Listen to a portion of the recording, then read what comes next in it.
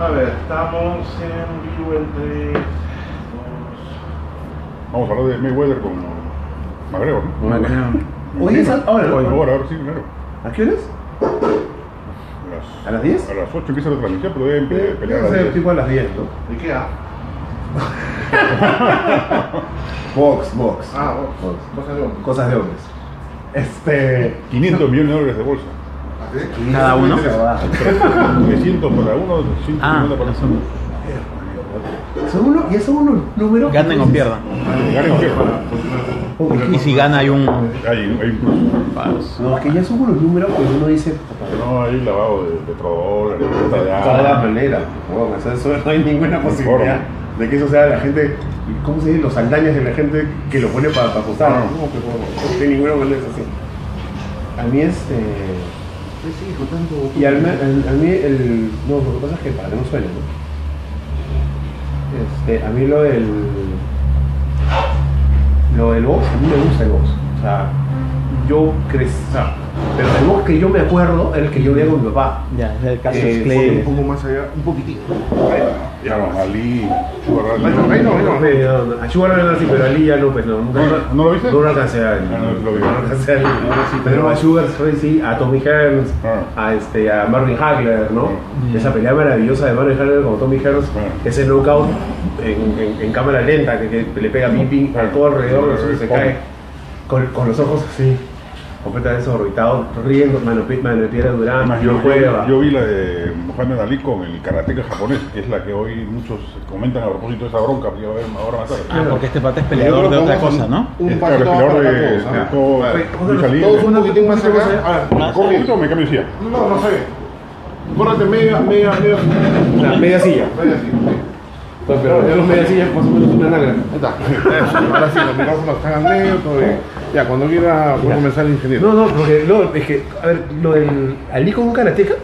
Claro, Ali tuvo una bravuconada, dijo, reto a quien quiera, le doy $1 millón si me gana. Y salió el presidente de la Federación de O sea que Batters no inventó nada. No inventó nada. No, porque hace comparar aquí con Bates. Y Clay empezó a hacer una pelea pues así de trámite. El japonés optó por tirarse al piso toda la pelea. No se paró. Y desde el piso lo cosió a patadas. Tanto así que pero casi no le fue puso en la box. pierna. No fue box entonces. No pactaron como ahora que es a puños. No, este era karate contra box. Y por cojudo casi ahí muchos atribuyen que los coágulos que le salieron en la pierna por la pateadura fueron los que le ocasionaron el Alzheimer, esta vaina. No, Pero casi la puta en la pierna. ¿Qué? Ahora sí es. Alzheimer da por leer, no da por leer. Sí, pues. Franco, ¿no? Oye, pero además Mohamed Ali eso debe ser porque Mohamed Ali es un tipo leído. No, de hecho sí, o sea. No, claro, es un activista. No, o sea, claramente. Era un tipo que leía, que se enfocó. Mira, si no se leía para utilizar, digamos, filosofía y grandes cosas profundas, por lo menos para estar al tanto, o sea, leía actualidad, se informaba, claro, muy enterado. porque dentro de su propio activismo, ¿no es cierto?, hay una demanda importante por información. O sea, las veces en que él, en las que a él lo entrevistan y se refiere al tema de ser negro en Estados Unidos en esa época, es sorprendente porque es inesperado y es contraintuitivo de lo que normalmente uno escucha, no sé, en un futbolista, ¿no? Cuando escuchas, por ejemplo, a, no sé, a Pumas, a Carranza. No, bueno, ya sé. Ahora no solamente leer da Alzheimer, leer da Parkinson. Sí, claro. Ahora sí, pues, adelante, cabello. Muchísimas gracias, bienvenidos a una nueva edición de Chicharrón de Prensa. Muchas gracias a los invitados, Juan Carlos, muchas gracias, Hugo. Sí, las funciones, todo pasa nada. Ha sido una semana movida, bien movida, ¿no es cierto? La huelga de maestros sigue sin solución. Se supone que el fujimorismo quiso intermediar desde afuera, petardeando la otra iniciativa, y le salió el tiro por la culata. Al final no pasó absolutamente nada tampoco. Y a lo que a uno le queda es la sensación de que el gobierno no tiene pantalones, no tiene forma de imponerse en general, ¿no es cierto? Más allá de rechazar, ¿cómo te decía? De rechazar las manifestaciones que se producen, o sea, en otras palabras, reactivo, netamente reactivo, ¿no? Y de fondo tienes a la gobernadora de Arequipa, y a Emilio Osorio, ¿te acuerdas? Efectivamente agarró y... Ahora, o sea, que el lunes no vas a trabajar, te reemplazo, ya está. Y todos van a ir a trabajar el lunes, ¿no? Entonces es como... Claro. Hay un problema serio, no solo de lectura de la realidad, sino de poner orden acá. Claro. Pero no solo del gobierno, hay que decir, ¿verdad? Claro. Toda la clase política acomodada, por llamarlo de alguna manera, ha caído en lo mismo. Patria Roja, Claro. que era considerado pues lo más sabueso de la política de la izquierda en el Perú, se los han almorzado con zapatos y todo. No saben qué hacer en el tema del susto de la derrama magistral, están desesperados. Les han quitado el liderazgo, El liderazgo. así claramente. O sea, ellos mismos han subestimado la importancia del radicalismo magisterial. Con mayor razón, pues un gobierno que no tiene ni siquiera el décimo de calle que puede tener un dirigente de Patria Roja, ¿no? Claro, claro. O sea, eso de que PPK no tiene esquina es cierto. No, claro, sí. Has mandado a negociar con los más bravos del truco con Claro. el nerd del salón. Claro, claro. Va a venir con el calzón chino, pero así. Y probablemente muchos de ellos son vinculados ideológicamente a Sendero, a CONARE o a Movadef, o sea, de hecho. Pero ahí hay una cosa bien interesante, ¿no? Porque sí, siempre nos hemos vinculado, digamos, a terrorismo, bueno, a Movadef y todo eso. Y de pronto, Fuerza Popular, un partido que por cualquier cosa te dice terruco, ahora están de amiguitos, o sea... ¿Cómo así? ¿Cómo así? ¿Qué pasó? Claro, o sea, ¿no? ¿Qué me perdí? Y Becerril se abraza con Castillo en los pasos perdidos, ¿no? No, claro, la Ya lógica desvergonzado, lo que es capitalizar la crisis, digamos, ¿no? Pero yo sí creo que en general, a propósito de esta situación, creo que deberíamos revisar la historia y entender que el Sendero en su momento fue mucho más grande de lo que hoy creemos. O sea, no fue solo terrorismo, fue terrorismo en Lima, fue guerra en Ayacucho, en Apurímac, en Huancavelica, en Junín, etcétera, donde había pueblo contra pueblo. Tenían sindicatos, tenían maestros, tenían estudiantes. Había trabajo más fino del que nosotros conocemos. Claro. Yo recuerdo que era más chico, iba a los conciertos de Subterráneo, y había infiltrados. Claro. Había chicos que se paraban adelante y te hablaban de la revolución y te repartían panfletos. Y uno pues no sabe, no conocía en esa época mucho, y de pronto se iba con el panfleto, ¿no? Llegaba a la casa y me dijo que el esposo de mi mamá que me agarraba zapatazos, me dijo, ¡cállate con huevo! Puta, yo con judazo con el papel. El Mao Zedong, me dijo, está mal escrito Mao Zedong. No, huevón, ese Mao Zedong, me dijo. Pero ahora- Era CEO de Don. Y algo en lo que hemos caído todos es probablemente en decir es que el senderismo fue tal cosa, fue. Claro. Y es que nunca fue, sigue siendo, y está Exactamente. aquí. O sea, eso es lo que hay que tomar Dicen, se ha conciencia. vuelto a infiltrar en el ministerio. No, nunca salió. Nunca se fue. Nunca se fue. Simplemente reaparecido porque las circunstancias así lo han permitido. O sea que al final cuando uno dice que no se derrotó a Sendero, se le derrotó en el frente, digamos, armado, Armado. ¿no es cierto? Militar, pero no se le derrotó en el frente de las ideas, evidentemente, y no se, y más importante creo, ¿no? No se derrotó o no se cambiaron las circunstancias que le dieron lugar. O sea, la realidad que de alguna forma se convirtió en campo fértil para que surgieran, o para que prendieran ideologías de esta naturaleza, se mantuvieron casi intactas, ¿no? Entonces, de nuevo, la pregunta es, este problema de lectura de la realidad desde la clase política toda, porque efectivamente, más allá de que en el Ejecutivo sea un poco más lornas que en el Congreso, esto ha rebasado a todo el mundo, Sí, ¿cierto? sí, claro. Claramente, como dices tú, hasta Patria Roja, que está en los sindicatos en Cusco, ¿no es cierto? Hasta ellos están rebasados. Entonces, ¿a qué se puede atribuir este sobreseimiento, este no haberlo visto? Lima es redonda, porque aquí nadie tiene esquina. Efectivamente. No, Pero no además- no se conoce la realidad regional. Exacto. Es Pero siempre ha sido así. Siempre ha O sea, sido no ha así. sido eso no es una cuestión de ahora. Lo hablábamos hace un tiempo hemos sido una capital y somos una capital de espaldas al país, ¿no? O sea, nos revienta en la cara todo, de pronto no sabemos dónde vino.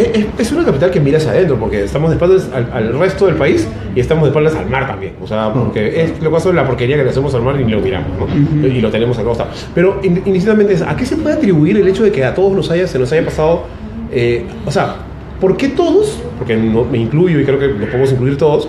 Simplemente dijimos, porque, o sea, asumimos que era cierta la premisa fujimorista de que había sido aplastado y se había acabado el movimiento violentista en el Perú. ¿A qué puede, o sea, por qué? ¿Qué pasó? ¿Por qué no la creímos todos cuando no era cierto? Es que todos queremos creer ese mensaje, Claro. ¿no? Todos queremos sentir que hubo esa gran victoria. Y de alguna manera medio irracional nos creímos todo el cuento y todos caímos en esos redonditos. Ujú. Claro, es como cuando te estafan y tú quieres creer con lo que te están educando, ¿no? Te llaman, te dicen la próxima semana, de todas maneras, y tú quieres creer. El anillo de oro, ¿no? Sí, de oro. Ahora, porque de hecho no son terroristas, o sea, yo creo que ahí la lógica de los sombríos es equivocada, los quiere senderizar y les hace un favor. Es un error grave lo que está haciendo. Cuando tú dices no son terroristas, tú hablas del Movadef. Sí, o sea, son gente vinculada a Sendero ideológicamente, pero que creen que hoy ya no es tiempo de lucha armada, ni mucho menos de terrorismo como práctica de lucha hoy no armada. No hay terror. Así y así, inocentemente, en la historia hemos tenido grupos proscritos, digamos, que ahora son políticos, empezando por el APRA, el Partido Comunista, ¿no? En su momento eran terroristas por lo menos, sí, ¿no? claro, Entonces, ¿se puede dar el caso de algo así? O sea, ¿tú crees que llega el momento de pronto, es blasfemia para muchos lo que voy a decir, que de pronto se ponga sobre el tapete, bueno, compitan en democracia? Yo sí creo que al Movadef y a estos grupos deberían darles autorización legal y constitucional para actuar en política. Para verlos perder, sí, obviamente. Sí, porque yo creo que nunca van a salir más allá del 5 o 6%. Pero si no le damos esa cabida... En un país con tanto... Claro. En un país con tanto descontento sobre... haya sacado son 600.000 votantes de Santos. No, pero ojo, en un país donde hay ese descontento y esa poca credibilidad en la democracia, ¿tú crees que puedan sacar tampoco? Y yo pongo, ahorita sale el hermano de Ollanta y de pronto sale el presidente.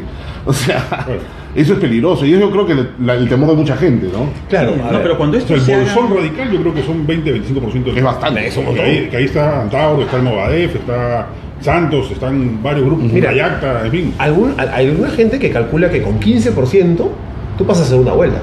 O sea, en escenarios tan, vamos a decir, dispersos, ¿no? O sea, donde no es tan concentrado el voto, alguien que puede conseguir un 15 ya se metió en segunda vuelta de alguna manera. Entonces, si tú me dices que el Bolsón, digamos, o violentista, o el más facho, digamos, desde la izquierda, sí, es 20. Yo creo que ya no violentista, yo creo que ya desterraron la violencia y la lucha armada como un mecanismo político. Yo sí creo que están convencidos de que así no sea por cuestión de voluntad ideológica, sino por resignación histórica, ya optan por otro camino. Claro, porque el camino de ellos nunca fue la democracia, no, jamás. Ahora sí. Yo creo que ahora sí. O sea, y habría que felicitarnos que así sea. Claro. Me queda claro ahora el tema. Pero ahora que ellos opten por este camino de la democracia y tal, dejan el espacio para que de repente surja otro grupo, aún más radical y nuevo, que tome ese espacio. ¿Tú crees que sería posible? Claro, porque se queda vacío, hay un vacío, y los vacíos no se sostienen. Los vacíos los llena alguien siempre, ¿no? Yo creo que ahí la mayor responsabilidad es de la izquierda. O sea, la izquierda, más allá del credo ideológico, no puede renunciar a representar o querer representar a los descontentos. O sea, ya una visión muy general de lo que es izquierda tiene que representar a los descontentos. Ya, pero cuando hablamos de izquierda, ¿de qué izquierda hablamos? ¿Alguna vez hablamos de tu mala izquierda? No, sí, no, yo prefiero Patria Roja, Frente Amplio, Nuevo Perú. Ok. En esta huelga, ¿qué cosas han hecho? Han lanzado tweets. Claro. O sea, es impresionante. Hoy día leía la cronología que publicó el Comercio, pone 28 de julio, Frente Amplio lanza un tweet, 23 de junio, Nuevo Perú lanza otro tweet. O sea, francamente. O sea. No, ayer entró como seguidor mío el SUTEP y tiene menos de 100 seguidores. Claro. 80 seguidores. Pero, ¿y eso es un fenómeno de estas federaciones a nivel local o pasa eso a nivel mundial? Es global. Es global. Y la debilitación de los sindicatos es global. A eso voy. O sea, no es una consecuencia de cosas que están sucediendo acá nomás, sino es una ola que viene de todos lados, la globalización, digamos. ¿No? Sí. Y el SUTEP era el último gran sindicato de la izquierda, ¿no? Pero vemos que además está ultrapartido, ¿no? Partido del 50 también, o sea, desconectado de sus bases, que eso es lo más triste. Pues. Y esto ha ocasionado, bueno, volviendo un poco a este happening con Becerril, ha ocurrido algo muy interesante en el fujimorismo, ¿no? O sea, los mismos fujimoristas ya no saben quién es quién, sí, ¿no? De pronto ahora dicen que hay un topo, el otro es terruco, y más o menos están yendo a comer con el antagónico hasta hace un tiempo, ¿no? O sea, y eso se nota en el Twitter, por ejemplo, ¿no? De que aparecen personajes, ¿no? Que entre ellos mismos se insultan, ¿no? Que hasta ayer eran patas, sí, ¿no? Es impresionante. Claro, los trolls que insultaban todos al mismo, ahora se insultan entre ellos. Que pasó también con lo de Kenji y Alberto Fujimori. ¿No? Y eso insultaban a Alberto Fujimori, ¿no? Así es. ¿Tú quién eres? Le puse. Para algunos reportajes acudo a una fuente muy cercana a Keiko, y me pareció sintomático. Hace 2 meses cuando se mencionaba el tema del indulto, me decía, es una demanda histórica, un acto de justicia, ¿cómo es posible que no ocurra ese tipo de decisiones a nivel del gobierno, que no tiene pantalones? Cuando surgió lo de Kenji, por último, ay, La Torre estuvo 20 años preso, Armando Villanueva 12 años, y este viejo de mierda no puede aguantarse 10 años. La misma persona que hace 2 meses me hablaba del líder histórico, el que había reivindicado, diciéndome que no tiene pantalones para aguantar 10 años. ¿Cómo ha cambiado la... Tu fuente es hasta el Merlín, ¿no? O tal Merlín. Pero francamente, ese tío es la cara. Qué loco, o sea... Pero entonces, de nuevo, lo que tú tienes es una ultrafragmentación, en realidad en todo el espectro político. Todos los partidos. Desde acá hasta allá, todo. Y ya, entonces, el problema es que tú quieres mantener en el fondo un sistema de partidos que ya no se ajusta a la realidad actual. Me parece que empieza un poco por eso. Pero, ¿con qué lo reemplazas? O sea, esta desestructuralización, esto que se hace grumos y se desarma y que estos 3 grupos, o sea, el Frente Amplio, ¿no? Que eran 20 y ahora dicen, ahora somos 2 grupos. No son 2 grupos. ¿Cuántos grupos son? 11 grupos, ¿no es cierto? 1 de 10 y 10 de 1. Claro. ¿No? Yo creo que eso no es el único, pero es, digamos que el prototipo de lo que está pasando en general a lo largo y ancho de todo el espectro político, desde la derecha más ultra hasta la izquierda más ultra. O sea, tienes a los ultrafachos que querrían que venga un Mussolini, una cosa por el estilo. Hola, Tudela. Y al otro lado, no sé, estos que dicen que la lucha popular está, no sé, que todavía no renuncian a la lucha popular. Entonces, todos no puede ser que la estén leyendo mal. ¿O sí? No, pero es que además cambian de visión cada 2-3 meses, esa es otra, ¿no? O sea, además de la... Pero cambian de visión, y por eso mi pregunta, pero cambian de visión, o cambian de interpretación de lo que ven, porque lo que está ahí, la cerveza está ahí, y yo mañana pienso que es verde y pasado que es más dorada, ¿ya? A lo que voy es, porque lo que estás, o sea, tu interpretación se demuestra a sí misma falsa en un mes, en 2 meses, en 60 días, en 15 días, en una semana, entonces cambio la interpretación. Pero me estoy dando cuenta que, o sea, de donde sea que la interprete, está mal. De nuevo, ¿qué cosa queda? O sea, ¿a qué cosa tendríamos que ir? Bueno, yo creo que a la crisis de los partidos tradicionales de la década de los 90 le ha sucedido una nueva crisis que no estamos leyendo bien, que es la crisis de los partidos de la transición. O sea, lo de la desgracia de Toledo, de Humala y de Alan García, cancelan... Conversaba yo con Jorge Nieto antes de que él fuese ministro y me decía, la transición está en juego. En verdad la transición murió en la elección anterior, donde la mitad del Perú votó por regresar a los 90 y la otra mitad del Perú votó por regresar a los 80, cuando votaron por Ollanta Humala y por Keiko Fujimori. Entonces, ya en esa elección la transición había muerto. Y yo creo que eso no lo han leído los partidos. O sea, ¿qué es lo que viene a posteriori? Yo me considero liberal, pero yo sí creo que en el Perú se ha hecho mala palabra la palabra populismo.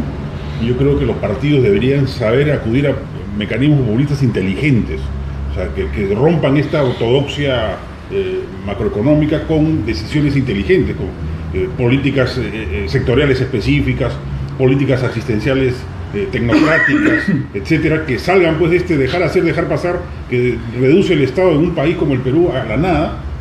Es desbordado permanentemente. Entonces, si no se hace eso y los partidos no se resignifican de esa manera, yo creo que va a ser imposible que alguno exprese no solo a los satisfechos, sino también a los insatisfechos. Pero más allá que una visión y una interpretación de las cosas que vendría a ser algo que tenga que ver con ideología, ¿no? No hay nada que interpretar, o sea, es totalmente pragmático, o sea, agarras, ahorita ¿quiénes son más? Los que están ahorita en contra, haciéndole chongo al gobierno. Me voy para allá. No hay nada que interpretar, es simplemente el peso y nuevamente es un tema global. O sea, yo lo veo hasta con Trump. O sea, sí, claro. Eso se ve. Pero pasa en Europa, ¿no? Pasa en Europa también. O sea, no es un tema local, hay un tema que está sucediendo en el mundo, ¿no? Y a eso le sumamos obviamente nuestra incapacidad de manejar instituciones, ¿no? O sea, es bastante grande, ¿no? Ese es otro tema, pero a lo que voy es, de nuevo, efectivamente pasa en el mundo, es una cosa global, ¿no es cierto? Esto que se van desarmando las instituciones políticas, se van mellando, se van haciendo más chicas, ya, de acuerdo. En algún momento el fujimorismo enarboló lo que era la nueva política, o decía que iba a ser, ¿no es cierto? Ya no. Ahora el fujimorismo es tan mainstream como todo lo demás, ¿no es cierto? Ya, entonces... Excepto Kenji es el salvador. El único que va a destrozar el fujimorismo.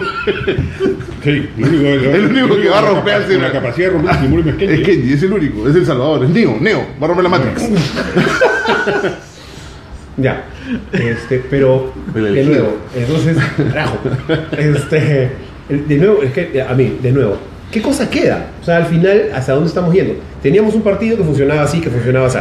Tenemos un Congreso que ha aprobado, ni bien entró, una ley antitransfugismo haciéndole el mejor favor que le pudo haber hecho a la bancada fujimorista, todo el resto del Congreso, ¿no es cierto? Y de pronto es como, oye, aguanta, pero esta ley debería haber, esta ley es de hace 35 años, este país no existe más, ese sistema político no existe más, estos partidos políticos no existen más, tú estás apachurrando como fea, de cualquier manera, un montón de gente que no necesariamente tiene ni siquiera algo en común que no sea, oye, el interés de vamos a hacer todos juntos llegamos al Congreso, ¿ya? Porque yo te ofrezco a ti eso, a ti eso y a ti esto, entonces todos nos ponemos en el mismo polo, pero mañana en realidad no tengo ningún compromiso, ni ideológico, ni doctrinario, de ninguna especie que no sea mi propio interés, el que sea, ¿no es cierto? Y que no necesariamente tengo que compartir contigo. Eso pasa en todos los partidos políticos, pasa en PPK, pasa en el de Acuña, pasa en el fujimorismo, claramente pasa en el Frente Amplio y en el Nuevo Perú y en el APRA, ¿no es cierto? Entonces, ya, cuando esto termine de, vamos a decir, sincerarse, ¿qué cosa va a quedar? No, yo creo que el Perú va a ser un laboratorio de cómo se constituyen nuevos partidos a partir de... Yo creo que el 2021 va a ser decisorio, van a morir ya no solamente los partidos tradicionales, sino los partidos de la transición, y veremos nuevas agrupaciones. O sea, así como en el 2000 vimos nuevas, yo creo que en el 2021 vamos a ver también algo similar. ¿Va a postular Yehude? No, yo ya... Pero ¿qué garantizaría que esos nuevos permanezcan? Sí, no, que yo creo que ahí mientras no haya una nueva legislación partidaria, electoral... No la va a haber. No la va a haber. Ajá. El sistema se está suicidando solo. Sí. De hecho, lo que creo yo que va a terminar siendo es una especie de corporativismo político, una especie de grandes casas donde la gente va a ir a tener posibilidad de postularse, ¿no? Y eso es lo que vemos en el fujimorismo. El fujimorismo no es un partido consolidado, ¿no? Fuerza Popular, perdón. Fuerza Popular no es un partido, digamos, con gente que tenga carnet y que sea, pues, mañana se desarma de nuevo y se arma en otro lado de otra forma, ¿no? Y se configura de otra forma. O sea, también. hay varios conspicuos fujimoristas hoy, ¿no? Que han pasado por varias, incluyendo al presidente del Congreso actual, ¿no es cierto? Por varias otras organizaciones, porque en realidad el tema de la supervivencia política además juega en contra de la supervivencia de los partidos y las instituciones. Claro.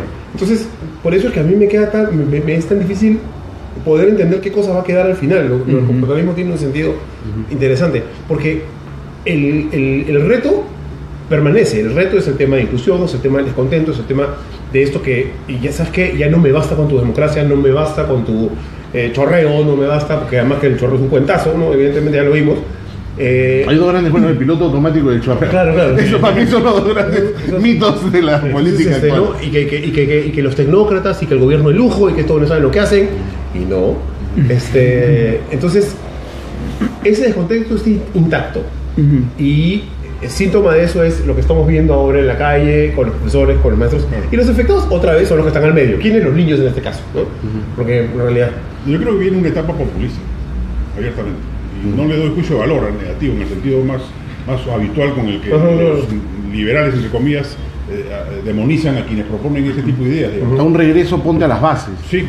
Digamos, voltear de hacer política macroeconómica a trabajar con la gente. Sí, porque yo creo que se ha agotado no solamente el gobierno tecnocrático, sino esta democracia corporativa, donde los poderes fácticos tienen la capacidad de incidencia que tienen en el Perú, y no solo en el Perú, en el mundo. La democracia norteamericana está hackeada por el peso inmenso de los grupos de poder. Nuevamente, lo que está haciendo Kenji, por ejemplo. Claro. Kenji lo que está haciendo es irse a regalar, a eso justamente. Lo que hacía su papá. Pero el problema es que con el populismo llega este cuco de la inestabilidad macro, a lo que los peruanos sí le tenemos miedo, ¿no? Sí, claro. Tanto como el miedo a ascender, está el miedo a la inflación, a la hiperinflación. Yo creo que cada vez menos, ¿no? Hay que ver. Cada vez nos olvidamos de algo. Hay que ver cuánto nos hemos olvidado de eso. Si nos hemos olvidado de cuán nefasta puede ser una hiperinflación. No, refiero a eso. Yo creo que eso no es lo que va a venir. Es yo que creo viene un populismo ortodoxo, por decirlo de alguna manera. ¿Cómo sería eso? Como un asistencialismo. Un nuevo fujimorismo. Como un cojo de tres piernas.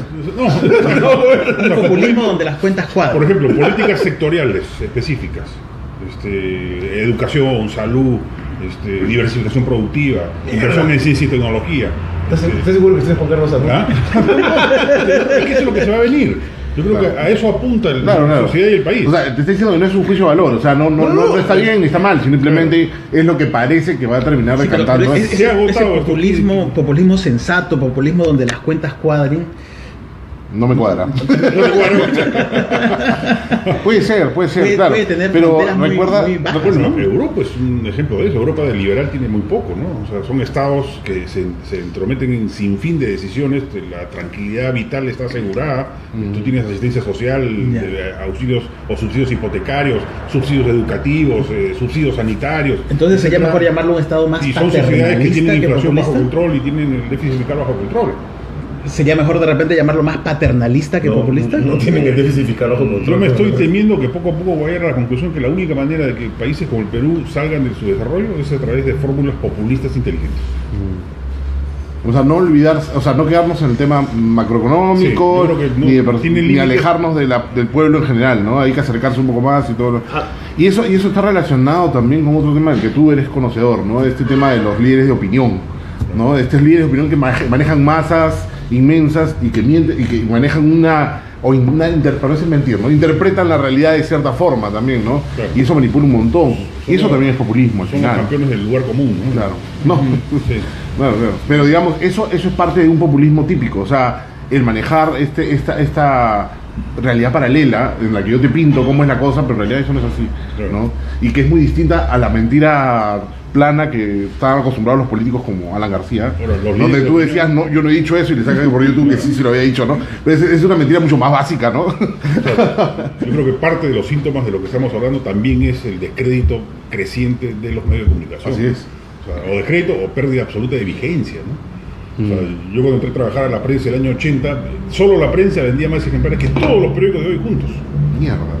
Y O sea, y hay una ciudad que era 4 veces más chica. Sí, pero la gente come más pescado. ¿También no?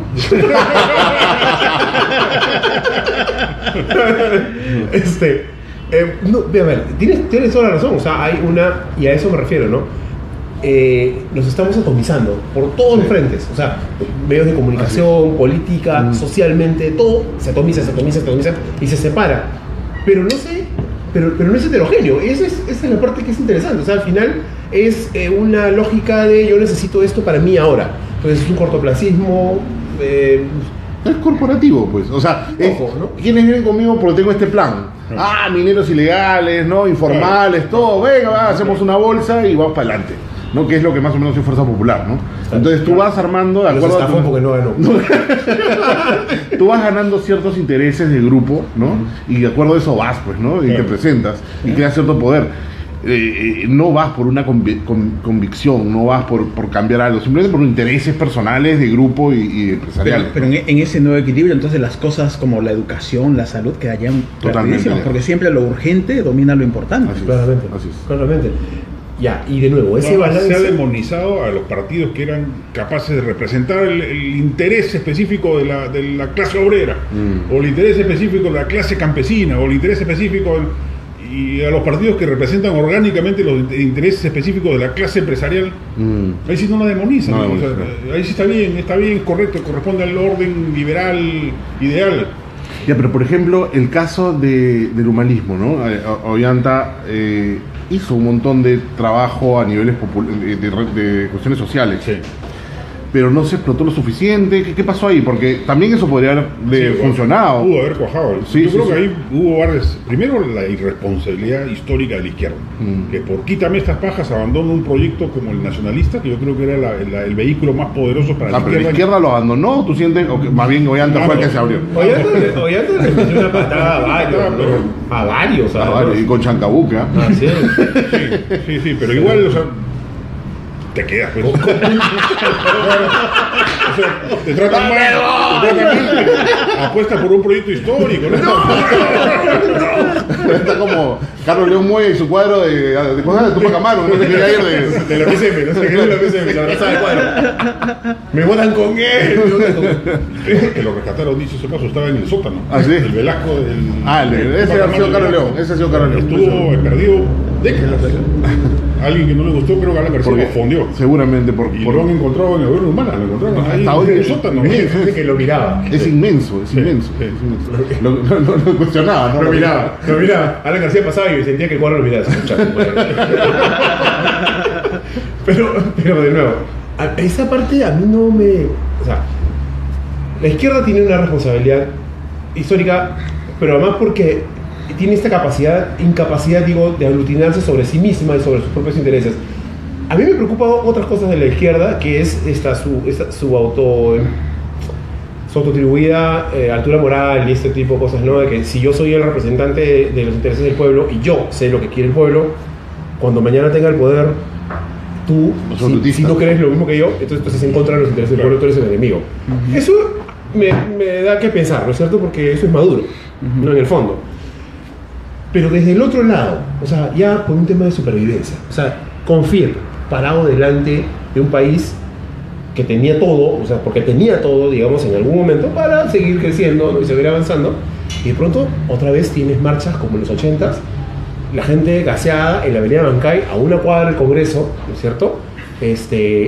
Los profesores, no hay un par de profesores de esta naturaleza, de esta magnitud desde 1991. O sea, algo debería despertarte por algún sitio, aunque sea por el bolsillo, ¿no? O sea, y no percibo que haya esa urgencia. O sea, es como, bueno, ya se arreglará, pues, ¿no? Ya, ¿dónde son? ¿Son jurisdicciones nacionales? ¿Dónde? Es ontológicamente imposible que un gran empresario entienda la realidad. No, claro.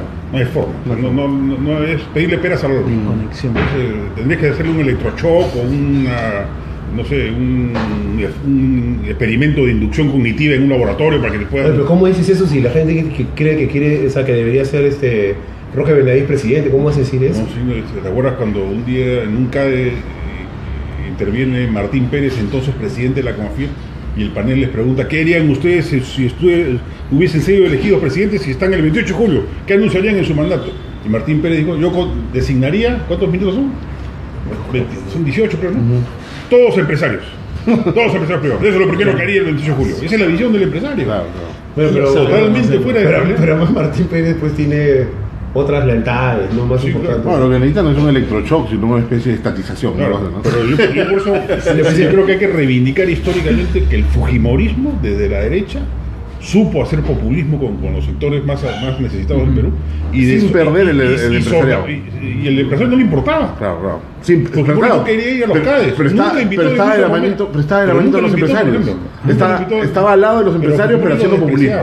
En el fondo los despreciaba, no los quería, no se sentía igual a ellos.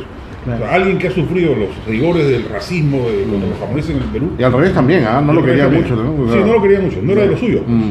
Pero Fujimori tampoco los veía así. O sea, yo creo que alguien tendría que rescatar ese aire, esa atmósfera. Que es como un poco lo que los políticos le hicieron a Ollanta también. Claro. ¿No? Por ejemplo, a mí me parece que una buena opción en ese sentido, aunque racialmente se le puede identificar con la clase empresarial, es Alfredo Barnechea, que tampoco los quiere. O sea, no es sentido, o sea, para con ellos. Con los empresarios. No, pero es que es el virrey. Con este núcleo burgués. El virrey no va con eso. Bueno, sí, pues es demasiado aristocrático. Demasiado aristocrático, o sea, no va. Y después te dice, el otro día son burgueses. Son burgueses. Tienen que trabajar para vivir. Son tan pobres que trabajan, ¿no? O sea, imagínate, bueno.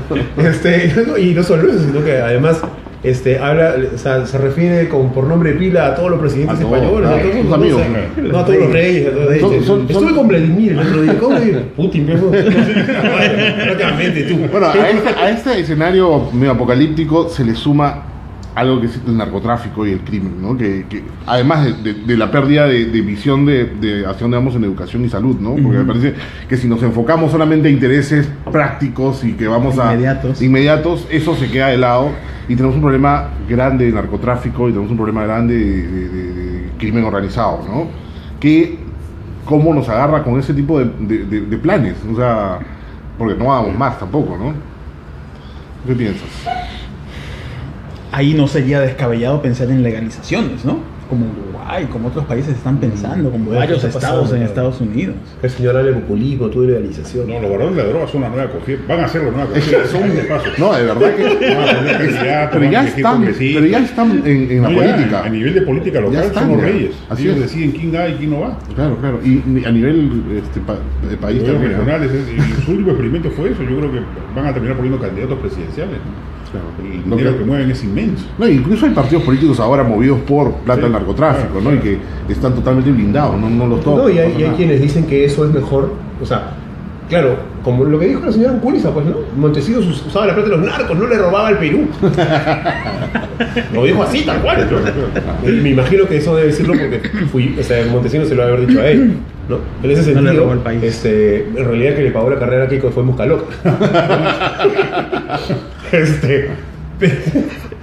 Pero mira, inclusive eso también se repite en Colombia, en México, es global, en ¿no? todos los países centroamericanos. Pero entonces no nos podemos zafar mucho por más que hagamos de esa ola global, ¿no? Que es terrible, ¿no? Es difícil pensar en soluciones muy locales, ¿no? Hay que pensar en algo más global.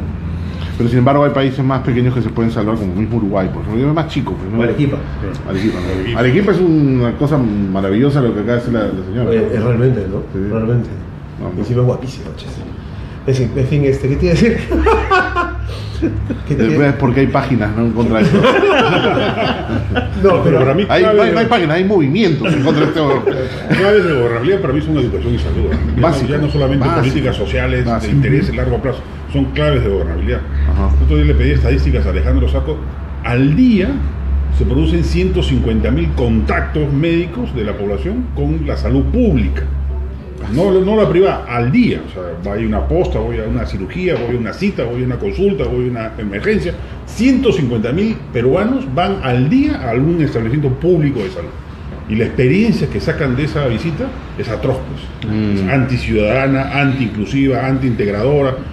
Es terrible como elemento corrosivo de la integración social en el Perú. Claro. Suma eso al mes, son 4,5 millones de peruanos que van todos los meses a una cita médica donde los tratan mal, los reciben mal tarde, mal y nunca, no le dan cita, los matan, no les dan medicinas, etcétera, etcétera, ¿no? No, acabamos de tener la experiencia de un amigo en común que lo hemos conocido a partir del programa, Carlos Rodríguez, que ha sufrido una experiencia así fuerte, le hemos vivido con él casi, y realmente es desastroso, ¿no? Es desastroso porque parece que el Estado estuviera en contra tuya. O sea, él recibe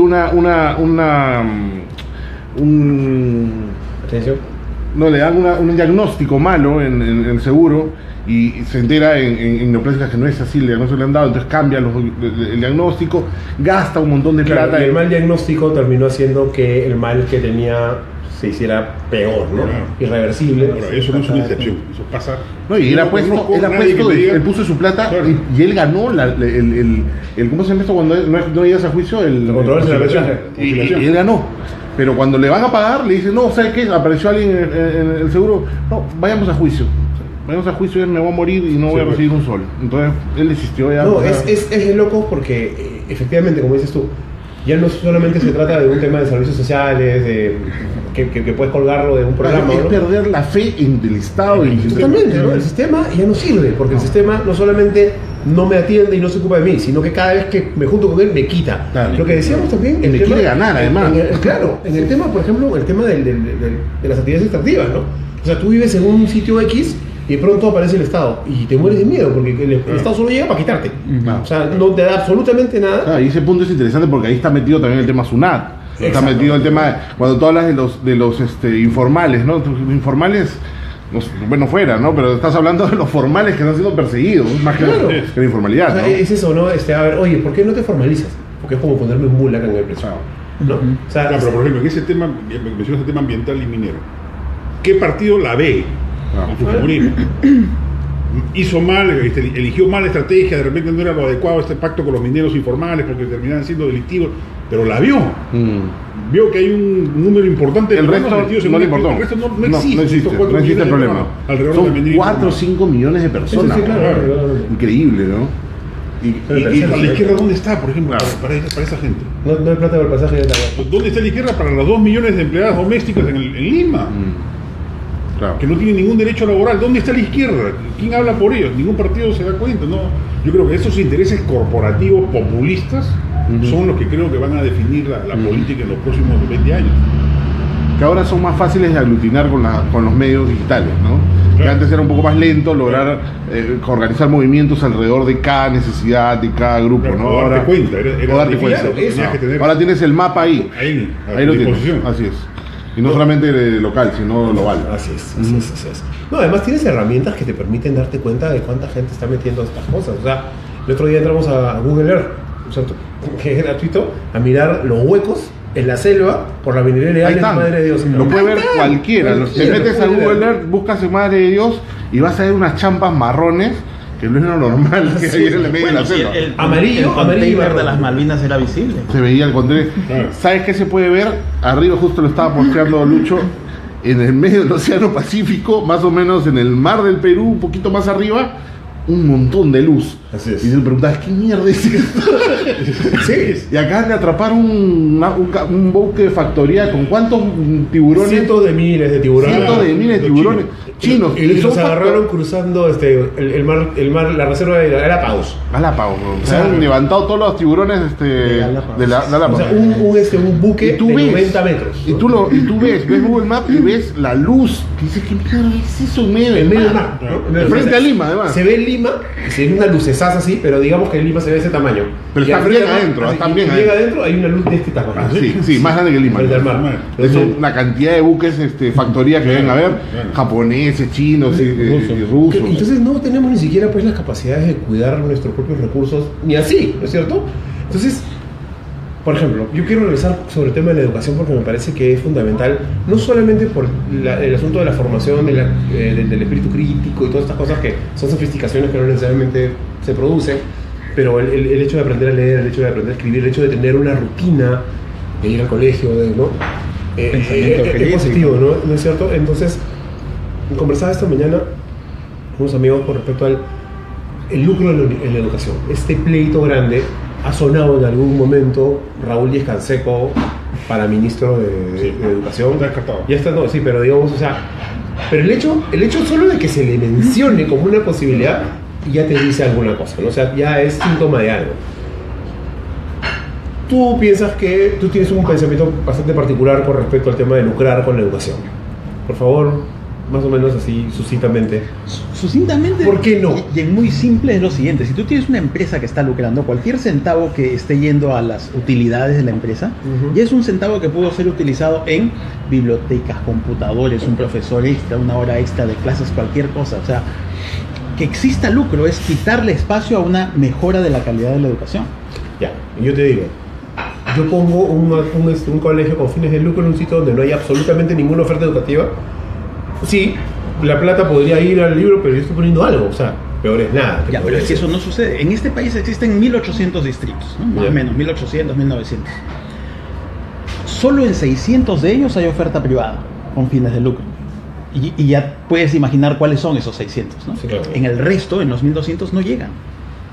Claro, o sea, tú dices, donde realmente necesitamos que haya inversión, no hay. No van. O sea, hay donde... Porque no hay mercado. No hay mercado. Yo No digo, hay... parece rojazo, pero yo soy un convencido en el valor de la educación pública. No, claramente. No, Sí, abiertamente. Es que es un tremendo ecualizador. Una apuesta lógica. Es un tremendo ecualizador porque es, o sea, es Una oportunidad es lo- Además, bajo importante ninguna de la lectura vida. de mercado tú puedes condenar. Ya por último, tú, padre de familia, eres un inepto como empresario, perdiste plata, quebraste. ¿Por qué tiene que pagar la responsabilidad de eso tu hijo? Claro. Es menor de edad. Claro. O sea, el Estado no puede permitir que el hijo de un perdedor, entre comillas, asuma las diferencias o desigualdades de mercado que le genera. Claro. El Estado tiene que impedir que eso ocurra y generar igualdad de oportunidades hasta los 18 o 25 años en el tema educativo, en temas sanitarios, de salud, etcétera. Claro. A mí, totalmente de acuerdo con eso. Ya, pero eso significa que o sea, estamos hablando de los colegios. Ya. ¿Cómo entendemos el lucro en la educación en los colegios en un escenario como el de este momento? Donde tenemos... Donde no se hace mayor inversión en educación. O sea, en principio, ¿no? O sea, en principio, donde no hay ningún tipo de proyecto educativo, ¿no? Al menos... Tú construiste un gráfico en el que más o menos te decían que lo que decía más o menos era que la calidad de la educación privada escolar en promedio es inferior que la educación pública en promedio. ¿A qué se atribuye que exista esa educación, o sea, que exista la oferta privada inferior en calidad a la pública? Bueno, están las percepciones de los padres. Los padres todos tienen en la cabeza que en cualquier ámbito, en cualquier aspecto, lo privado va a ser mejor. Los padres creen eso, ¿no? Pero no contrastan esa creencia con la realidad. Yo conozco colegios privados que realmente son patéticos, ¿no? Y con una inferiorísima calidad a una gran unidad escolar. Y lo más triste es que eso es claramente el caso en los distritos más pobres del país. En los más pobres donde llega la oferta privada. ¿Por qué ocurre esa oferta privada de muy bajo costo, de 100 soles mensuales, de 200 soles mensuales? Esa es de verdad, de ínfima calidad, muy triste. ¿Y por qué ocurre? Por esa percepción errada de los padres, ¿no? El creer que lo privado siempre es mejor. ¿Tú crees que es eso o es eso que tenemos arraigado de tener hasta cuarto de empleada en una casa de 40 metros cuadrados? Estaba a punto de decir eso. Esto se convierte ya en un consumo conspicuo, ¿no? La señal de progreso, de arribismo, comprarte el carrito. O sea, te da roche decir que estás en colegio público, mijo. Eso. Exacto, y ponerlo en un colegio privado. Claro. Ahora, eso lo jalamos de... Ahora, eso está junto a un abandono de la educación pública. Acabamos de terminar con María Balaguer un estudio de la educación privada en San Juan del Lurigancho. En los últimos 20 años se ha creado una escuela pública en el distrito. Este distrito de 20 años, que sirve a 1 millón de personas. Y que ha crecido, pero geométricamente. Claro. Una sola escuela pública en 20 años. Y se han creado 20 y tantos o 30 y tantos colegios privados. Claro. ¿No? Un tercio de la oferta actual tiene menos de 10 años de antigüedad, ¿no? Mientras que 5% de la oferta actual pública tiene menos de 10 años, que es este colegio de licencia creativa. Entonces también el sector público ha abandonado la educación. Pero también, claro, está cubriendo un espacio. Vacíos, ¿no? Está cubriendo un espacio. No existen los vacíos, en realidad. Entonces llegan los privados. O sea, por eso es que mi colega María Ballarín llama a esto un proceso de privatización por defecto. Que ha sucedido, ¿no? El sector público abandona la educación, entonces naturalmente el espacio que queda vacío. Para un sector del Estado, bueno, ahorita de los que están en el Estado, eso está bien. O sea, Alfredo Bullard, la educación pública es competencia desleal de la... Así es, que deberían quitarla más bien. Claro, o sea, para un montón de gente que está ahorita en el gobierno, eso está bien, o sea, porque eso es lo que debe pasar. Está bien, y es eficiente, y los mercados son eficientes en asignar los que una señora ponga en un cuarto como este, de pronto, 20 carpetas, y sea el mismo salón, primero, segundo y tercero, cuarto de primaria, para todos igual, está bien. ¿No? Porque, si hay alguien que viene y te paga, sí, está legitimado. Claro, está legítimo porque alguien viene y te da su plata. Porque es una elección libre de los padres. Claro. Bueno. Pero ¿sabes qué? Es tan dogmático que es risible. Claro, es risible. Da risa, da risa, o sea, es tan... No, yo creo que falta también de conocimiento de realidad nacional, no puede ser. O sea, el señor no conoce, o estos señores no conocen cómo son esos colegios. No, hay falta de empatía también, ¿ah? Sí. No les importa conocer, yo creo, ¿no? Sí, porque yo creo que si tú hubieras uno con el que yo conozco esos colegios, te digo, los ves y tú dices, es imposible que acá se aprenda algo. O sea, es imposible. En cambio, tú vas a un colegio. Saavedra, por ejemplo, me parecía genial en este sentido. ¿En cuál? Saavedra. Ya. Saavedra la tenía clarísima. La tenía clarísima. Y es considerado un liberal. Así es. Él mismo se considera un liberal. O sea, yo creo que por eso hay más o menos 7 u 8 de los movimientos que están de izquierda que están en el Congreso lo detestaban. A Saavedra. Sí, claro. Por liberal. No por liberal, sino porque decía que generaba discriminaciones que no correspondían, el tema de los alumnos destacados y los colegios mayores. Claro, o sea, decía que eso era una barbaridad. Era una discriminación inversa. Entonces, sí, yo me acuerdo, la última entrevista que le hice, él acababa de dejar de ser ministro. Y me explicó, me dijo una cosa bien clara, me dice, ojo simple, así de sencillo es. Tú tienes un salón con 40 chicos. De esos 40 chicos, hay 2 que son particularmente brillantes, que tienen las mismas posibilidades y categorías que todos los demás chicos. O sea, todos tienen más o menos el mismo grado de desnutrición, el mismo grado de sueño, el mismo grado de cansancio, el mismo grado de energía, es más o menos igual, son los 40, pero hay 2 que son brillantes. ¿Dónde son más útiles esos 2? Y además no solamente no son más útiles para el país, sino también para ellos. Que se queden ahí o que te los lleves a un colegio más donde puedes exportar esa brillantez, ¿no? Según Saavedra, en un sitio especial, eso tiene un retorno muchísimo más alto, no solamente para los propios chicos, sino para el país. Ahí era donde había la diferencia. Y de hecho, hay la diferencia. Hay gente en el IEP que sigue pensando que es una barbaridad eso, ¿no? Pues, sí, ¿sabes qué? Porque ellos funcionan como remolques del resto de los otros 38 chicos, primero. Y segundo, ellos igual van a esos dos, igual les va a ir bien, ¿no es cierto? Pero dejas sin faro a los otros 38. Entonces, pero ese grado de sofisticación en la discusión no se puede dar si tienes a alguien en el Congreso que te dice que si lees te vas a olvidar de las cosas, ¿no? Bueno, claro, además es una sofisticación o aparente sofisticación un poco desproporcionada, ¿ya? Desproporcionada en este sentido, porque mira, la vez pasada hicimos la siguiente aritmética. Suma todo el presupuesto de los colegios de alto rendimiento, estos colegios especiales a los que van los chicos. Suma todos los presupuestos de todos los 20 y tantos cohorts que hay en este país. Y divide eso entre los 7 millones de estudiantes. O sea, si tú quieres ser lo más equitativo posible con ese dinero, pues repártelo entre los 7 millones para su educación, ¿no? Y salía algo así como 70 soles por estudiante por año. Por año. 70 soles. Por año. Siendo que el país invierte $1,200 por estudiante por año. O sea, aumentarías Nada. 1 o 2% Muy del marginal. presupuesto de cada. Exacto. Es un O sea, tiene todo el sentido del mundo tener coas. Y sin embargo, segmento pequeñísimo el retorno del- es inmenso. O sea, lo que ocasionaría después sería mucho más fuerte. el que existe un Estado que da oportunidades para que chicos a los que la naturaleza les dio un don, ¿no? Porque está natura y está cultura. Y entonces hay quienes natura les dio algo, Claro, ¿ya? claro. Y entonces, para que a ellos exista una escalera que les permita llegar hasta un lugar, que un Estado les permita tener ese camino, Claro. es muy bueno, es muy bueno.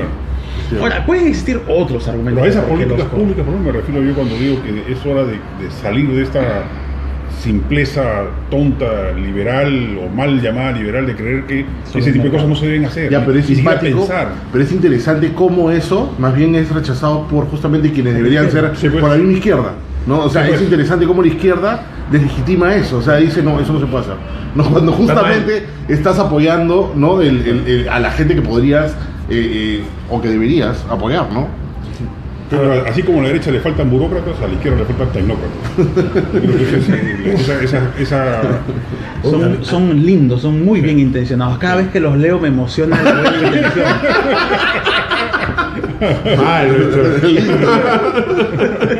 Ahí no te lee. Y eso que ha habido esfuerzos, ¿sabes? En el propio IEP de empezar a reflexionar sobre temas tecnocráticos, ¿no? Claro. Pero hay una carencia enorme, ¿no? Ahí en ambos lados, de la izquierda y la derecha, pero en la izquierda, Sí, claro. si no recorre ese camino, va a ser difícilmente. Realmente posible. están dejando un vacío. Están dejando un Un vacío. Y eso lo va a agarrar el populismo total. Y se llena de cualquier manera. Y lo otro que conversamos, otra vez, quedarnos sobre la educación. O sea, si la precariedad es altísima entre la oferta de la educación superior en las universidades, o sea, Daniel Mora, no sé si tuvieron oportunidad de leer el libro que hizo y las fotografías que tenía, dónde estaban las universidades. Él estuvo acá con nosotros en un momento y nos enseñaba los asuntos. O sea, es escandaloso. O sea, realmente un garaje al costado de un gallinero era una universidad. O sea, encima de un chifa sin ventanas era una universidad. En un medio de billar. hacer un corralón era una universidad. O sea, y todas estas entregaban Certificado. títulos a nombre de la nación. O sea, el Estado firmaba y daba fe de que lo que te estaban dando ahí era una educación de calidad, ¿no es cierto? Claro, y eso sería, podríamos llegar a un nivel anecdótico si es que no ocurrieran cosas como lo que le ocurrió cuando él le niega a este señor, el juez, ¿no? Perdón, que le gritó, le dijo que le pongan el certificado. ¿Cómo se llamaba? El congresista. Congresista. Congresista donde es, justamente te Lucio revela Ávila, Lucio Ávila. Lucio Ávila, Presidente. donde se de la revela Comisión. realmente cuál es el trasfondo del tema, ¿no? O sea, que un huevón te diga, ¿me dan la certificación o se jode? Así es. Así se lo dijo. O sea, Se lo dijo a la jefa a de Sunedo. la ¿cómo se llama? Sunedo. Sunedo. No es Sunedo, es una de estas cosas de la certificación. Cinease. Es Cinease. A la jefa de Cinease, en el Congreso. en el Congreso. Y no le pasó nada. Y claro, le dijo eso, ¿no? O sea, usted me tiene que dar la certificación. Y le mandó un oficio a su oficina. O sea, y después le mandó un oficio a Jaime Saavedra. o sea, Si no- esta señora no me quiere dar la certificación. Simplemente. Imagínate. O sea, ¿cómo? Pero has pasado la certificación. No, pero ella me tiene que dar porque yo le estoy diciendo, oye, ¿qué? Claro. Ya, esa lógica, fue muy bonita, por supuesto. bueno, que podemos decir lo que nos dé la gana. Pepe Luna con su Telesub, ¿no es cierto? El propio Acuña. Sí. Y por ejemplo, no se habla, entre las universidades de negocios se habla muy mal, de la San Juan Bautista de Ica, por ejemplo, ¿no? De que otra universidad de negocios que estafa a la gente, los chicos, no sé qué tanta cosa. Tuve oportunidad, yo fui editor de la revista La Ley, de la Gaceta Jurídica. Y aquí había un equipo de abogados de montones de sitios, y uno de ellos era de la San Juan Bautista, era un abogado de San Juan Bautista. El otro día me lo encontré en la Católica terminando su maestría. En derecho procesal, no sé, una marcianada espantosa.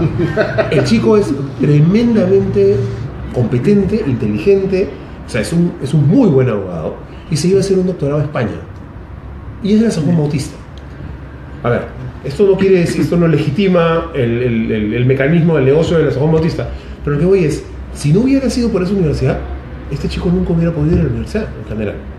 Entonces, de nuevo pasa lo mismo, no hay oferta pública, se llena con la prioridad de cualquier manera, y solo gente muy excepcional puede realmente aprovechar esa oferta.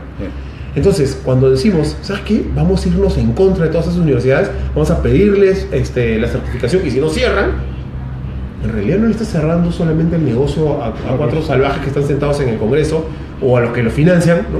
Sino el pasaporte de mucha gente para exacto, o sea, realmente estás construyendo un muro en la movilidad social. Que me parece terrible, o sea, porque al final lo que tienes es tienes que hacer esto, y esto es lo que está bien, pero esto que está bien que estás haciendo no tiene que venir acompañado de otra cosa. Claro, ¿qué sería del niño Alan García sin el doctorado San Martín de Porres? Exactamente. ¿Qué sería él? Exactamente. Es parte de ese muro, parte de ese otro elemento, es ese abandono en el que hemos dejado la educación. O sea, tú cierras estas universidades privadas, pero debería haber una oferta pública. Tienes que poner algo para reemplazar eso que estás cerrando. Lo mismo con la salud, ¿cierto? es lo mismo, exactamente lo mismo. Es exactamente lo mismo. O sea, el seguro social, ¿no? Y tienes toda la cantidad de seguros sabidos y por haber que no te cubren absolutamente nada, o no, que te sacan el ojo, pero no te, etcétera, ¿no? Que se equivocan de pierna. Sí, ¿no? y el otro que no te entiende y que te maltrata. O sea, siempre vas a tener la visión de, obviamente mucho mejor me voy a meter al seguro particular, ¿no? O sea, cuando no debería ser así. Ya, ¿no? ya, Lo terrible es que en los últimos 30 años, no tengo la cifra exacta, pero corrígeme Hugo, si el porcentaje del presupuesto público destinado a educación y salud creo que es el mismo. En los últimos 20 años, 25 años. El de educación subió en la época de Jaime Saavedra. Sí, pero con porcentaje del presupuesto. Sí, estaba como en 14-15, ahora está como en 18-19. ¿19 qué? Por ciento de toda la torta de cuánto gasta Claro, y el presupuesto gobierno. público ha crecido 10 veces.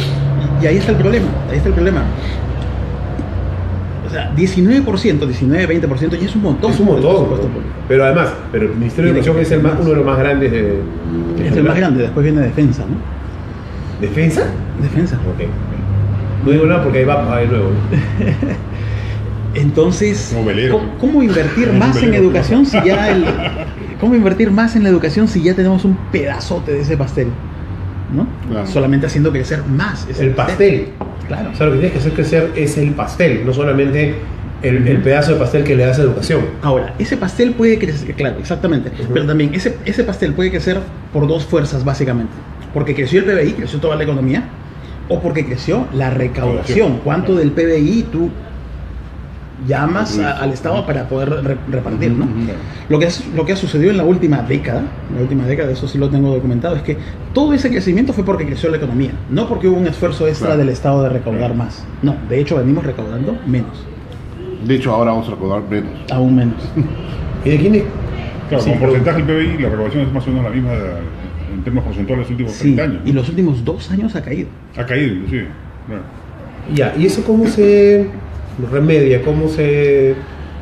Una SUNAT más activa y un MEF que le dé... A ver, empezamos mal. Empezamos hasta la huesa. Una SUNAT más activa. Claro. O sea, yo no creo que haya nadie pero que más. piense que eso sea necesario. No, pero, absolutamente. Esto es absolutamente impopular. ¿Ya? Absolutamente impopular. Pero no hay manera de que estas cosas cuadren si es que no le metemos todos una dosis adicional de empatía, solidaridad. Si no, no O cuadran una las búsqueda cosas. tener una política distinta de recaudación. que podría ser buscar de qué manera incorporar informales a que paguen de alguna manera alguna retribución sin llegar a decir que vamos a formalizarlo, ¿no? Hay algunas propuestas todo está en amarrado, ese pues. sentido. Imaginémonos que salud Ajá. funciona como la clínica Delgado. Ujú. O sea, ¿tú crees que alguna empresa se va a atrever a no formalizar a sus empleados? Claro. Nadie va a aceptar trabajar para él, pues, porque todo el mundo va a querer tener su seguro de salud, Claro. porque va a tener a su familia bien atendida y bien cubierta en todo. Claro. O sea, si Todo es tú tienes, una parte ahora del mismo no te rollo. importa, mucha gente, Claro. yo he trabajado con gente en el periódico, en varios sitios, me dicen, Juan Carlos, ¿puedes hablar con el dueño para que no me ponga en planilla? Que no querían estar en planilla. No quieren. O sea, pero carajo, Ajá. 3 años me vienen reclamando porque quieren estar en planilla y ahora que ya están en planilla ya no quieren. No, es que me descuenten, no me sirve para nada de salud. No sirve para nada. No sirve para nada. No sirve para nada, qué horrible. Y la AFP menos todavía. Menos. Horrible, weón. O sea, tú sientes Pero que si el salud exacto. fuese eficiente, Efectivamente. medianamente eficiente, yo creo que habría una gran presión de la propia masa laboral por formalizarse. Y a eso voy. Esa es una cosa que yo la vez pasada, que cuando estuvo PPK en Chicharrón, le decíamos, oye, porque vamos a meter plata acá, no sé, y era como que, obviamente no suma, ¿no? Era porque se parecía a las ofertas de Verónica Mendoza. Nos vamos a hacer esto y esto y esto y esto y esto y esto, y además vamos a recortar impuestos. No alcanza. Decía, no suma BPK y se reía. ¿no? Sí, se ríe. Por supuesto que sí, porque el agua se pierde 40% y vamos a ganar ese qué. O sea, y al final, haciendo magia, le cuadraba, pues no encima el centavo le cuadraba. Pero Que básicamente era cuando recuperaba tenía mayor recaudación. O sea, cuando que no te tiene- decía cómo, pero lo iba a tener. ¿no? O sea, iba a tener más recaudación porque según él bajar impuestos te aumenta la recaudación. Empíricamente eso existe. Puede ser, depende Puede de dónde ser, estemos claro. en la curva. Puede ser, pero Claro. es bien raro. No, yo te digo, empíricamente, o sea, ¿hay casuística que demuestra que eso funciona? Ya, no. Ya, listo, esa era mi pregunta. Teóricamente puede ser. Ok. Teóricamente funciona. Claro, pero o sea, pero eso lo vino repitiendo un montón de gente y no pasa necesariamente, ¿no? Y han habido, no ha habido una baja general de impuestos, pero han habido algunos incentivos en algunos sentidos para determinados sectores, incluso donde se esperaba que aumentara la recaudación a través de una reinversión mayor. ¿Sabes qué? Te bajo el impuesto a la renta si tú reinviertes tanto en la Claro, cuestión. pero nuevamente estás viendo la parte, digamos, activa de la SUNAT. Estás dejando todo el rol de la SUNAT sin Sí, dejar. claro. O sea, lo que tú dices me parece adecuado. O sea, va por otro lado. O sea, mejora el servicio. Haz que quieran tener el Claro, servicio. es que a eso voy, ¿no? Exige tenerlo, ¿me entiendes? O sea, Es eso, o sea, yo gano yo gano 1.000. Yo gano 1.000. Y tengo que pagar privado salud, privado educación, privado Pensiones. seguridad AFP. Y pensiones. y pensiones, ¿no? O sea, tengo 4 cosas. Al final, neto a mi bolsillo de 10.000, me llegan 40, perdón, 400, ponle 600 siendo buena onda. Ya, ¿qué pasa si de esos, yo gano 1.000, el Estado me quita 300 Claro. y yo además pago 300 más para todos estos, o sea, pago doble por todo. Pago doble, cosa ¿No es que cierto? yo Claro. podría haber recibido gratis. Exacto. Claro. Entonces, ¿qué pasa si el Estado me da lo que dices tú? Todas estas cosas con una calidad aceptable, ¿no? Puedo atenderme en el Estado, puedo mandar a mi hijo al colegio en el Estado, puedo confiar en la policía y el sistema de pensiones estatal está O sea, ahí. ya no gastas en salud, Ya no gastas en seguros, Ajá. ya no gastas en educación, Sí. ¿no? Entonces, de alguna manera, Invierte, bueno, y ya tienes plata para invertir, que ya no la vas a tirarte preocupado que la AFP mañana más tarde no vas a tener que vivir, ¿no? Digamos, eso sería Claro, lo pero ideal. eso también depende que no te toque una Kirchner, ¿no? Por algún lado. Ya, pero Este, digamos, eso solucionaría un montón. O sea, ¿por qué no meter todas las balas por ahí, no? O sea, Mira, si un gobierno llega y solamente se dedica a salud y educación, porque eso sí, te sería el mejor aliviaría gobierno de la historia un republicana. huevo. O sea, y efectivamente te daría ganas de estar formalizado. No solo eso, sino lo que dice, o sea, ¿sabes qué? El privado, primero que tendría que mejorar su oferta de una manera absolutamente claro. Ya, pero ridícula ahí- para poder competir pero con ahí- el default. ahí está el Porque quid de del eso estamos asunto. hablando, ¿no? O sea, por defecto yo tengo todos estos servicios del Estado por pagar impuestos. Ya, pero ahí está el kit del asunto. Quienes están detrás de todo esto, justamente, ¿quiénes son? Claro, ¿no? Los privados. Eso se llama captura del Estado, que dice. Pero al privado no le interesa, o no que le interesa, le interesa que el Estado tenga una muy mala oferta Que para que no compita con él. para no competir. Para con no él. competir. Bueno, de hecho es lo que decía. Pero ahorita cerrar políticamente el tema. ¿Ustedes ven algún líder político hablando del tema de salud, por ejemplo? No, ninguno. Del maltrato Bueno, a sí. los afiliados de Sí, salud? sí, hay que votar a la ministra. Nada más. Así se ocupan, ¿no? Claro, A ver, nada si más. se ocupan de educación, sí, vamos a votar a la ministra. Salud, sí, hay que votar a la ministra. De seguridad, sí, hay que votar al Y ministro. la situación es tan dramática que hasta justificaría que hay un partido Salud Perú. Claro. O sea, ese nivel de dramático es. Sí, No, verdad, ¿no? Un partido salud y educación. Y esa es Claro. otra parte que yo creo que esa es una de las. Yo creo que. Para terminar ya, ¿no? Bueno, tu partido salud y acá con Ñopo educación. Sí, carajo, salud. No, a mí, esta parte que creo que es una gran decepción para un montón de gente de este gobierno, ¿no? Que no solamente no se siente que no hay nadie a cargo, sino que en cosas clave, que es como la gerencia de instituciones como de salud, es como que se siente que no hay nada. No hay nada. No hay nada.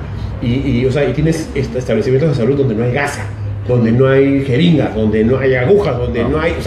Y es como la excusa, ¿no?, para votar al equipo de David Rivera en la PCM, no hay plata. Francamente. Claro, o sea, pagar impuestos implica más o menos lo mismo que tener el peaje de Curi, ¿no? O sea, algo que no sirve para nada y que solo te quita plata. Eso es básicamente. Claro. ¿no? Esa es la sensación que tiene todo el mundo. Entonces dicen, pues, ¿para qué lo vas a hacer? ¿no? Y efectivamente, ¿para qué lo haces? Porque si tienes un mal servicio y tienes que pagarlo aparte, no tienes para qué hacerlo. Ahora, Entonces, en salud también es importantísimo y central el tema de la corrupción. bueno. Muchas veces no hay gasa porque alguien se la choreó. Claramente. Pero. Y aquí se han hecho intentos. Sí, hemos visto a la ministra ir y encontrarse con cosas alucinantes. Y Edmundo Beteta en el Los remedios, CIS los fármacos. tratando de. Oye, pero al mundo de Teta, ¿quién lo vota? No, esa parte a mí me parece, increíble. ¿Tú te acuerdas cómo es el asunto con Beteta, no es cierto? El mundo de Teta. Sí. Hizo toda esta inspección, una investigación, el Servicio Integral de Salud. ¿Ya? ¿No? Y había gente que se había muerto 3 veces, gente que había dado a luz Hombres que habían 3 dado a veces, luz. hombres que habían dado a luz. El CIS. Mujeres que- Estamos hablando del CIS. Sistema ¿Quién Integral. es el mundo Beteta para nuestros amigos? El mundo de Teta es un especialista, un consultor Ya. contratado por el Ministerio de Salud Ya. para que haga una auditoría Se del encontró sistema. una historia Era de- el director del CIS. Bueno, era el director. Yo pensé que lo habían contratado de fuera. No, director, Bueno, la cosa es que el señor encontró que había señores que daban a luz, muertos, que se habían muerto 2 o 3 veces, y además cobrando unos chupos de plata enormes, ¿no es cierto? Gente que gana $15,000 mensuales que se atiende en clínicas privadas con cargo al CIS, montones de gente, mujeres que daban a luz cada 2 meses, Eso es impresionante. ¿no? O sea, un escándalo porque el robo era completamente institucionalizado y a mano armada. Presentó su informe y le pidieron su renuncia. ¿En serio? Claro. Sí. Mierda. O sea, que esa debe haber sido la única columna de opinión de Jaime Althaus con la que he estado casi 100% de acuerdo. ¿Qué dijo Jaime? Casi 100% porque en la última línea dijo, no me acuerdo qué, que ojalá fuera todo privado, entonces... No importa lo que dijo la última. Qué mierda. No, es muy poderoso. Es fuerte, a eso. Sí, con el vaso de leche pasa. Claro. Claro. Es un escándalo, pues, el vaso de leche. No Las lo usa nadie, eso es un filtraciones, negocio las gloria. de cada. Alguna vez hice un estudio, ¿no? Creo que fue mi colega Lorena Alcázar, que de cada dólar que o de cada sol que sale del MEF, menos de un tercio llega Al beneficiario. en forma de leche. Claro. Es fuerte. O sea, claro, le pones, en un tercio más fácil. 33 centavos. Metes 10 por acá y 30, llega 3 por aquí. ¿No? O sea, así es. En Yo te- el camino se quedan 7. Ah, Eso es increíble, ¿no? Bueno. O sea, y hay una precariedad, y es eso. Pero ¿quién sostiene ese negocio? Leche Gloria. Anda, atrévete en algún Y un puesto montón- público a enfrentarte a ese negocio o algún municipio. Leche Gloria te arma un lobby, te desacrediten. Y un montón de Claro, actores claro. políticos locales, ¿no? Claro. En los municipios, en los gobiernos regionales. ¿Qué fue lo que nos contó? Además, todos los comités eligen democráticamente, todos comprar Gloria. Claro. Bien Es raro, bien ¿no? raro, ¿no? Sí. Y claro, y tienes a personajes como mi amigo el Panda que defiende a Gloria lindo, no sé cómo será. Pero nos había contado la señora pues, de Arequipa, Yamila Osorio. Yamile, que Gloria había estado investigando quiénes eran los que se habían quejado durante el sí, claro. chongo, ¿no? Y les ha quitado a Ya no les compran. no les compran y nada. Y no comprarle a esa gente No, claro, es condenarlos matarla. por la pobreza, claro. Sí, claro. Sí, es, O sea, hay una desprotección del Estado frente a lo que es es. una mafia, ¿no? O sea, No. digamos abiertamente. O Porque sea, mira, claro. yo creo que los mecanismos del mercado general funcionan, ¿ya? pero no cuando hay estas asimetrías tan asquerosas. No, y funcionan solo cuando hay Estado. Los liberales se han olvidado, ese es el axioma básico de cualquier orden liberal. Es como hay un Estado que funciona. Funcionan cuando no hay Estado para las papas fritas y las hamburguesas. Los libros de texto, nada más, ¿no? Para todo lo demás, tiene que haber un Estado. Tiene que haber Estado, claro. Si no, pervierten un capitalismo corporativo, ¿no? Mercantilista, ya no. El Estado tiene que ser fuerte, no hay otra forma. No hay forma. Si no, imagínate, estaríamos ahorita sin. Pero hay gente que cree que realmente descabezados funcionamos. No, sí, claro. Como agarrar una gallina, le cortan la cabeza y mira cómo corre la gallina, ¿ves? Funciona. Bueno, ya vamos a hacer. Oiga, muchísimas gracias, Hugo. Muchísimas gracias, Juan Carlos. Acá dice Tafuro, Ñopo, gente brava. Ah, su madre. Y más abajo, mi esposa me dice dónde a comprar la casaca, que para mi tallarín me encuentro. Acá nomás llega. Vamos igual, por eso preguntaba. Bueno, gracias, nos vemos la próxima semana. Chao.